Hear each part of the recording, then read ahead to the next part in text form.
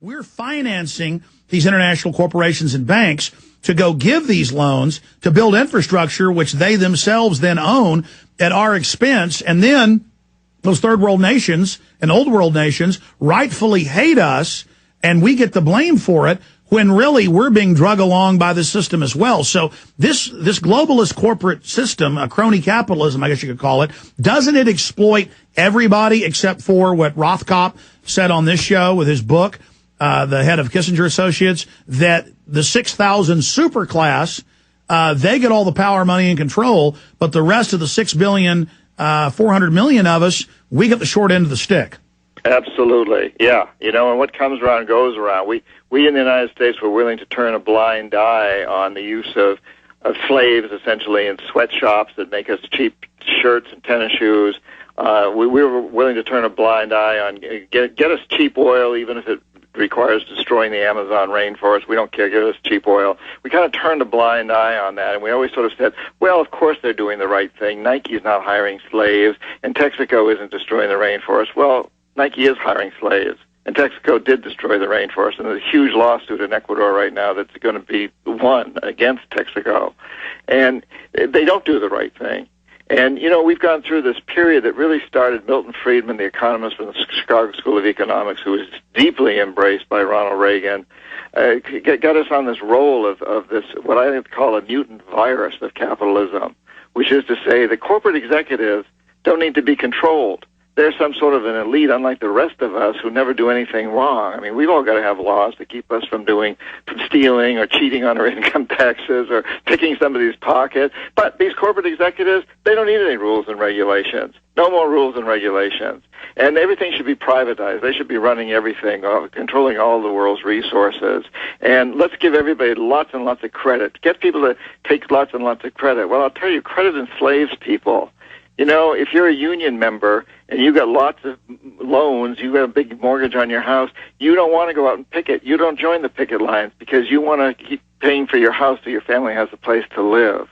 And so there's been all these things that were really came up in the 70s and much more strongly in the 80s after Reagan was elected. And they've just continued through Democrats and Republicans alike. God, Clinton was one of the worst.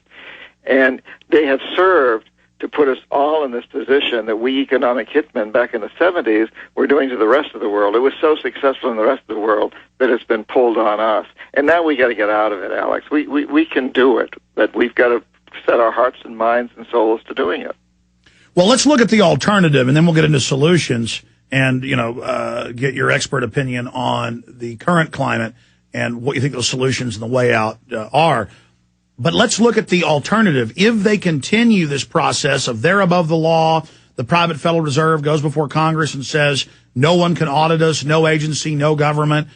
If this imperial power is allowed to continue, will we have private bank chairmen wearing crowns and being worshipped? I mean, that's the logical extension of this, is kind of a Hitlerian Führer precept where, well, we saw Cheney and Bush saying, it's not illegal if the president does it. If something's illegal and the president does it, it's okay. And we're now seeing Obama saying, yeah, we're going to continue no rights for detainees.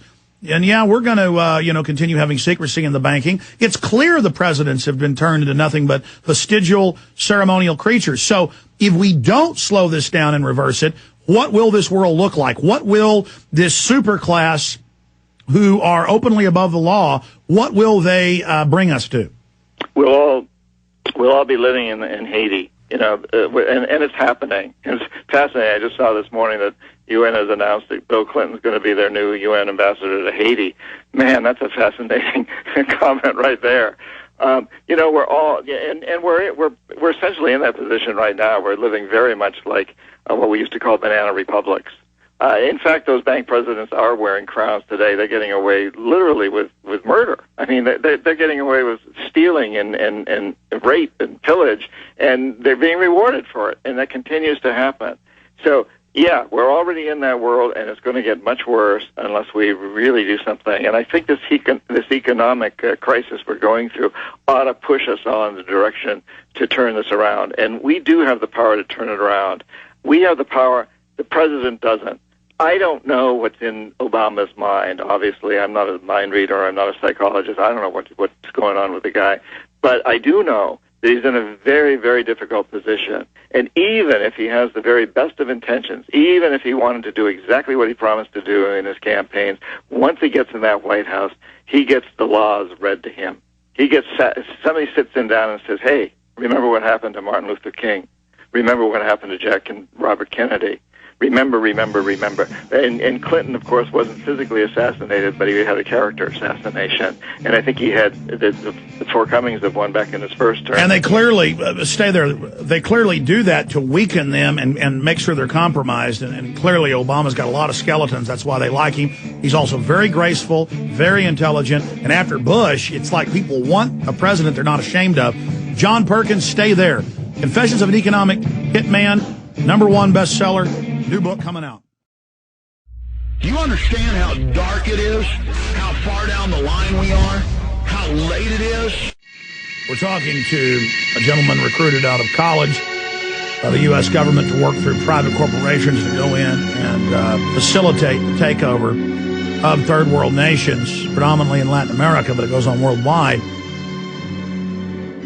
by economic means. John Perkins, I want to get more into what's currently happening and how this is just expanding and expanding as they gobble up the entire planet and leave tyranny where liberty was and freedom was and economic freedom was. But looking at the structure, the CIA is declassified. They brag. Other governments do this. MI6 does it. Other intelligence agencies do it.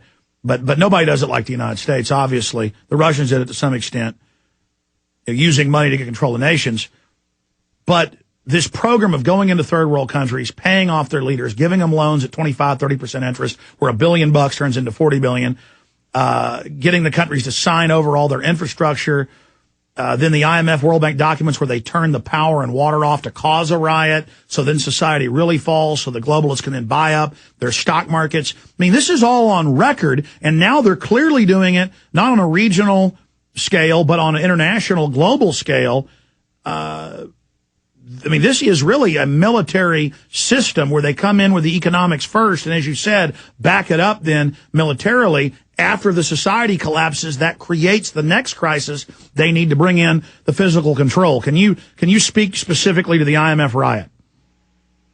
Well, yeah, probably the best example, the clearest example, is what happened in Cochabamba, Bolivia, a few years ago when the IMF decided that what it really wanted to do was take control of the water system down there. Bolivia couldn't pay off its debts, and of course the Bolivian people at the time were saying, we don't really owe these debts. These debts were taken on by military dictatorship before our time. We didn't have any say in it, and those guys are all gone now. The banks shouldn't have allowed this to happen.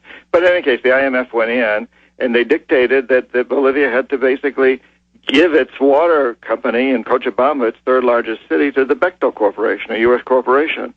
Bechtel went in and immediately increased all the prices of water. Some people had to pay 4 times what they'd been paying before.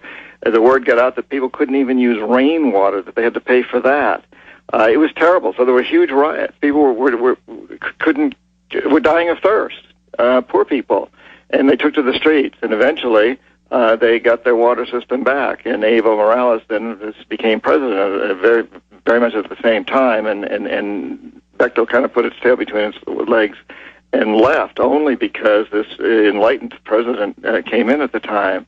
But we've seen that thing time and time and time and time again on all sorts of levels, where in order to forgive a country's debt, and we never really forgive it, we just delay it, usually increase the interest rates. But in order to even make that happen, we force them to privatize their electric utility companies, their water and sewage companies, their prisons, their schools, their mines, their resources, their oil companies, and sell it to American corporations, or sometimes it's European corporations, time and time and time again. And now, of course, isn't it interesting how we're almost seeing a reversal of that process in this country, Alex, where in fact the private banks are in such dire trouble that the government is going in and bailing them out, and it's stopping short of actually taking an equity position where it really has control over them, but it's getting so deeply involved through these bailouts. So it's really socialization of the corporatocracy, of the people that run our big corporations, of the big corporations themselves. We're socializing them, and we've basically capitalized the poor people and all the failures in the country. John, I see it as socializing the risk, but privatizing the profit has been said many times, where I really see this as a corporate takeover of the government. I don't see it as a government takeover of the banks, because it's clearly the New York Fed and other private central banks that are running the show globally. They fearmonger, oh, my God, we're in this big crisis. You know, they use the derivatives and all the fiat currency and credit they made to buy up the world.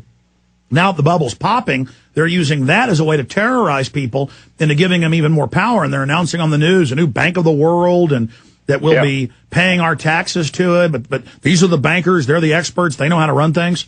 Yeah, you're absolutely right. No, it's government money that's going in to bail out the bankers and other companies.